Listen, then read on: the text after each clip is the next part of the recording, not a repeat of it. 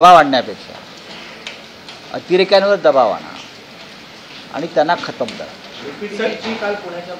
आणि माझं एवढंच म्हणणं आहे की गृहमंत्र्यांनी इथे येऊन ठाण मांडून बसू द्या, प्रधानमंत्र्यांनी सभा घेऊ द्या, ट्रम्पला बोलवा तुमच्या किंवा पुतीनना बोलवा।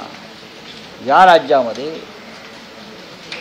उद्याच्या विधानसभा निवडणुकीत महाविकास आघाडी म्हणजे काँग्रेस पक्ष, माननीय शरद पवारांच्या नेतृत्वाखालचा राष्ट्रवादी काँग्रेस पक्ष आणि माननीय उद्धव ठाकरे यांच्या नेतृत्वाखालचा शिवसेना, या तिघांच्या महाविकास आघाडीचंच सरकार येईल याच्याविषयी आमच्या मनात शंका नाही।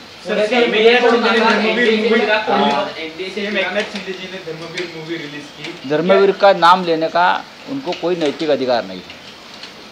आनंद दिघे जी एक ईमानदार निष्ठावान शिवसैनिक रहे, हमेशा बाला साहब ठाकरे के साथ उनकी वफादारी रही।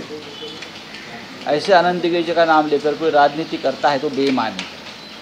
उनके नाम से सिनेमा निकालना और उनके मुंह से जो झूठ ये लोगों ने फैलाया है उनको एक सत्य का मुलामा देना ये गलत है। ऐसे सिनेमे आते चले जाते हैं, ऐसे बहुत सिनेमे आए ना, बीजेपी स्पॉन्सर्ड ताशकंद फाइल, क्या कश्मीर फाइल्स, ऐसी बहुत सी फाइल्स आई और बंद हो गई। लोगों ने पैसा कमाया, चला गया। सर, चुनाव को नजर रखते हुए ये मूवी बनाई, ये चुनाव का ही है। ये बेईमान लोग हैं, ये बेईमान लोगों को ईमानदार आनंद दिघे जी का नाम लेने का कोई हक नहीं है।